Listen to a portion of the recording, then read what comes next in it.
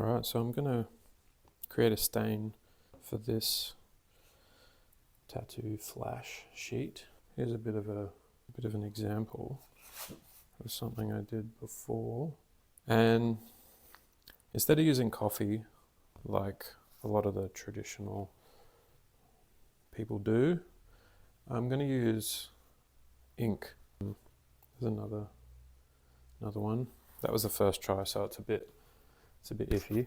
So I'm going to use ink because once it dries, it's real dry and it's not going anywhere. So that's great. Sorry, that's just my dog. Hey buddy, what are you doing? Yeah, you can hang out here. So these are the inks here. I just put them in these needle nose bottles, so they're really easy to really easy to get out in small portions. So I have sepia and burnt sienna, and I've mixed them together to create like a dark warm tone, and then I have one that's a little bit darker. So this is Archer's 300 GSM cold press, so it'll take a bit of water, but what I've been doing is just getting a spray bottle and actually just giving it a little squirt into some kind of favorable patterns. This one's a little bit darker, and this paper can, as long as it doesn't fully dry out, you can wet it and move it around quite a bit. What I've been doing is using paper towel to wipe it around and just kind of continue to work and layer it up. It stains a little bit each time, which is kind of what you want. A little bit of bleeding and staining is good, and then it slowly layers up to look like a naturally stained bit of paper. So I want to leave it to penetrate a little bit. So I'm just like putting my finger over the nozzle a bit, and it will create bigger drips, and then you can kind of like hit those drips with the other lighter mix. So I only have like a very little amount in here.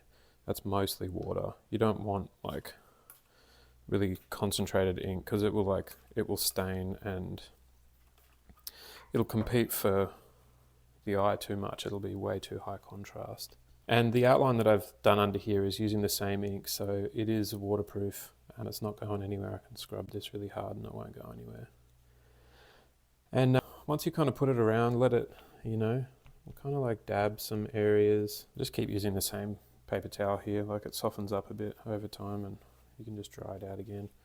But then even just rub it all in. Yeah, I know we lose the color or the pattern that I had before, but that's okay because it'll just keep changing and evolving. But the paper towel is good because it'll remove some. It's nice to be able to lay some down and remove some. So you can build it up, break it down, try again. So already that's doing pretty good. And I've been trying to like dry it out quite a bit before I put another layer, just so that it has more chance to stain it. And the same thing, I'm just putting my finger over there to like create a bit more of a splash. It's pretty messy work, and experimenting is like the main thing you want to do. Like if you've got some spare bits of paper and stuff, just try that out. If you're doing flash, you're bound to have some sheets that don't work out, and that's cool. They just become something else, and you can use them for practice, like those ones there. I've almost like revitalized them. I had one's got some crap on the back of it, and yeah, the watercolors, the watercolor paper is really nice. It'll take on heaps of water before it starts to warp. It's a bit more expensive, but you're worth it. So I really don't know what I'm going to end up with. I'm just trying stuff and letting it dry. I thought I might try it with like a hairdryer and see if I can dry the edges around these little puddles a little bit more. So as we take that one off, starting to get some little dark spots, and then I've tried like a little bit more puddles, and what's really nice is it goes over the edge here, or where it's sitting on this bit of plastic here. This is just a cutting mat, so it's not absorbent. That stuff is absorbing into the paper on the edges, and then you end up with this really nice kind of little edges to this one. That was from doing something on that side and then getting this nice little soaked edge. So it's a nice little happy accident there. So I'll try and do the same thing with this one. I think maybe once it dries, or I can just do like a little bit around the edge. So I haven't tried this before, but I think given what I found on the other ones, it'll just soak into the edge, and hopefully that makes a nice effect. I tried some coffee, but the particular stuff that I did it with was just like a long black from an espresso shot, and it was a little too light, but I really wanted it to be not light fast. I wanted it to be waterproof, and I'm not sure how the coffee goes with like scrubbing over it and stuff. But this ink is great. I've used it for lots of different artworks, and it does a great job at holding where it's meant to. So this one's actually already looking pretty sweet. These puddles here, I'm just letting it dry a little bit so that when I lift it off, it's not taking it all up, and I'm getting a bit of that darkness there.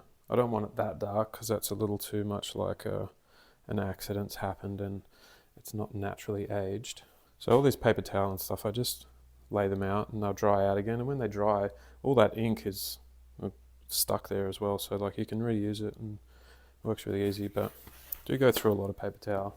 Sometimes like this ribbed stuff, it actually leaves marks on there, which is not the best because it's pretty obvious what it is.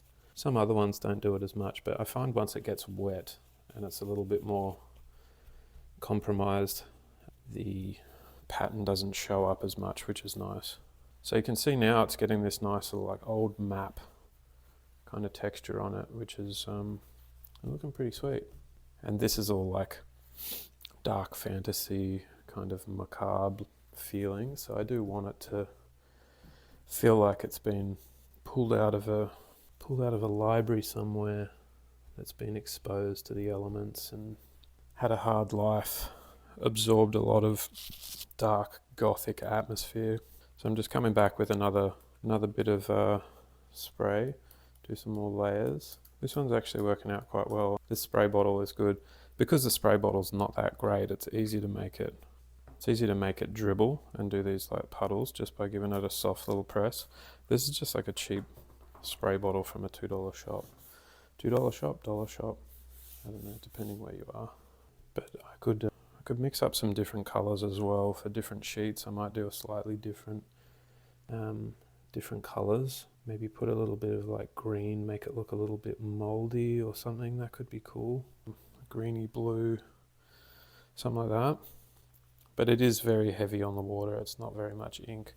These inks, these are pigment inks, and I think the ones I have are from Derivan, which is an Australian brand, but there are other brands that do it. But I found that these are like way cheaper. Some of the like DW and other smaller inks, they're really good, but they're super expensive for what you get in comparison. So I'm getting these 500ml bottles for like 26 Australian dollars, and some of those small bottles are like 26, and they're only like, they're like 60 mils, maybe even just 30 mils. It's not much. So these are way better. You can just like go crazy and spray them everywhere and use a heap of them, which is nice when you're doing art. It's nice to feel like you don't have to hold back because of a budget or something. You can just get to it and have fun. And this is really fun. This like experimenting and trying new things. This is going pretty good. I might spray a little more of the darker one. It's pretty messy. That's why I've got like this drop sheet and everything down underneath. I don't want to get it over this nice wooden table. So I don't want those black spots to, so that's a nice thing too. You can always just like, if it's too much in one area, you can just like soak it up with a bit of paper towel and pumping through the paper towel, but that's okay. So the stronger the pigment, the stronger the mix that you make up, the quicker it's going to stain as well. I don't think you'll be able to lift it off quite as easy if it was a more potent, more concentrated mix. That's going alright. And I've got this think this is like hog bristle. No, it's not hog bristle, it's something else. Some sort of animal hair, so it's really nice and absorbent. It's an expensive brush, but this will soak up stuff off the top. I'm just giving it a light brush. You can also just make some light little patterns. It's very faint, you probably can't see it on the camera, but it's just softening it a little bit. But that's looking pretty good. I'm pretty happy with that. So I'll show you the other side. I'll try and get this up without. See that? That's really cool. That's really cool. So I thought, you know, could even, if you did the backside first and just sprayed some stuff around the edges, then you would get that effect on the front side before you start. That's what happened on this one, is I'd sprayed this side first and then turned it over, and I had these nice edges and stuff here. Well, I think that is, it might still be a little bit to lift off. Don't want it to be too dark, but yeah, some of it is still lifting off. But that's turned out pretty well. I'm happy with that.